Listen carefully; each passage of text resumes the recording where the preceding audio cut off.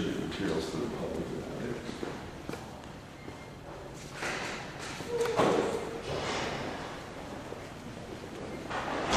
Information service desk. And the people who work here, their offices were in that area that we saw. Hi, Gloria.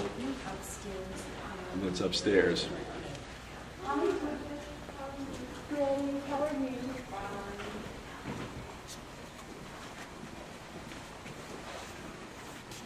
Oh, it's quiet in here now. Hello. Hi, how you doing? Good. This is a story time room for children. When we can draw 60 to 100 kids to a story hour, this is a ridiculously small facility and totally inadequate. We're looking to expand that.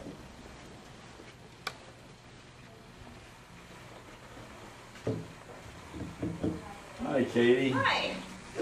Shelving, huh? Oh, yeah. Okay. These services, some of the offices are here. Some of the offices are, well, in that section where we process books, we have some of the children's staff is up there, and some of them are by administration. So, in a staff that has to work very collaboratively, we got all hither and yon and wherever we can find in the building. We'd like to put them together and adjacent to the public service area. In order to get more shelving space and space for books, we had to take out just about all the furnishings that were provided for children. Right now we have 2 tables for preschoolers.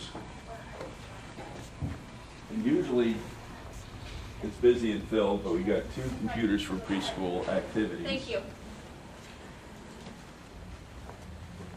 And this is the children's stack area. We do not have a single table for elementary school age children to come in, put down their books, study. Not one table. They can go over to the adult area if they need to do that, but that creates a bad synergy both for the children and for the adults. Yes, it is. Help yourself. Half of all our circulation is for youth.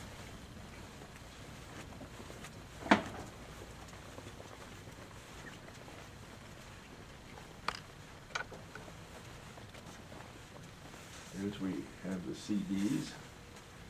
Audio books are in the back.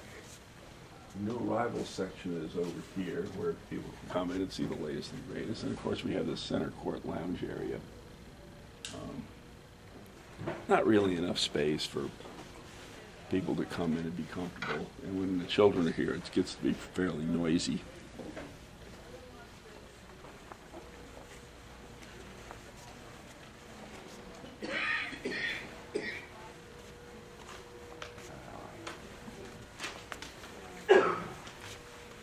Here's the stack area here. There's 36 inches aisle space for all our stacks. The ADA recommended minimum is now 42.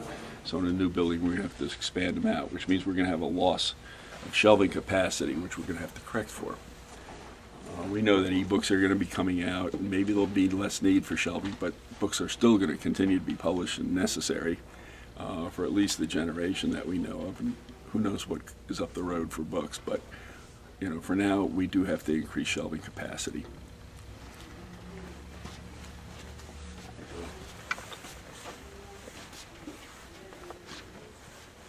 Are you getting what you're looking for? Or? Oh, yeah, you're taking. Okay, just browsing.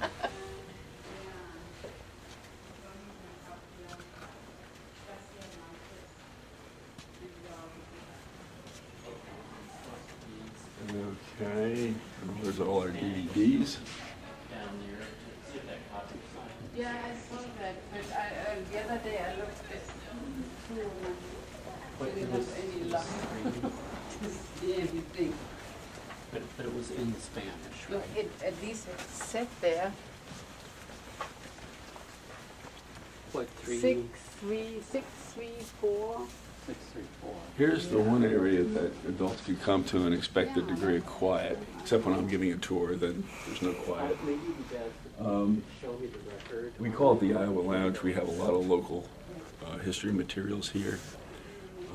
In those locked cases, we have Ames High School yearbooks going back to the 1800s.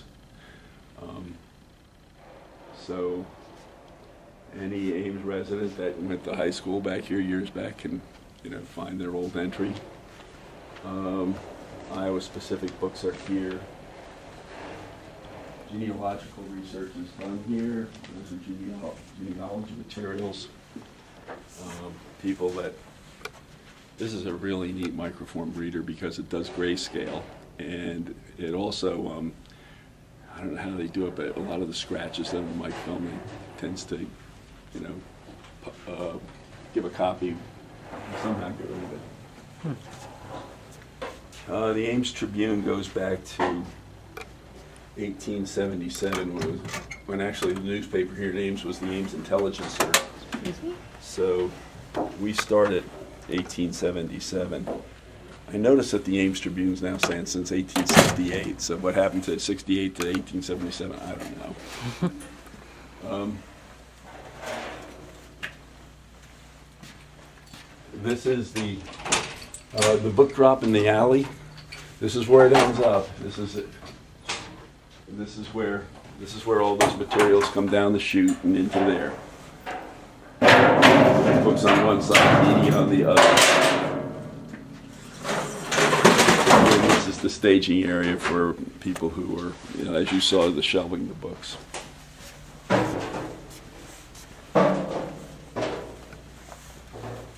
Can I help you?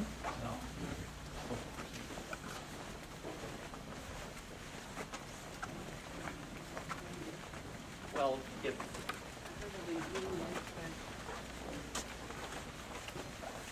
Yeah, I did, you know, you it's. see here, a couple here. It's under Garcia. Okay, now I'll show you our last embarrassment.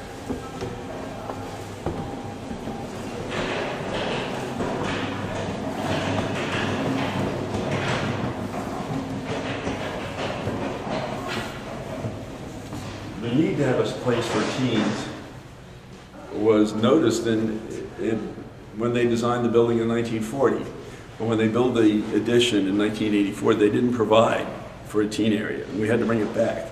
This is the place it was put. There's only a little more than 600 square feet here, you know, disrupted by these homes. Because of that, for all of the teens in our city, we only have 4 computers and 1 table for them to sit at, and then we got some of that lounge furniture there. Totally inadequate for a teenage population. We got to do better. 4 computers is, for a generation that just lives off the computer, you know, I can't, it's indefensible. And so is the space. We have a group of teens that is called the Teen Advisory Group. Kids that are so interested in libraries, they come in here and they work with us. We have 42 members of that group, so they couldn't even be here at the same time. We meet them in meeting rooms. And I think it's a testament to the interest that the teens have in this library when you get 42 kids that, you know, dedicate a lot of their time to the library.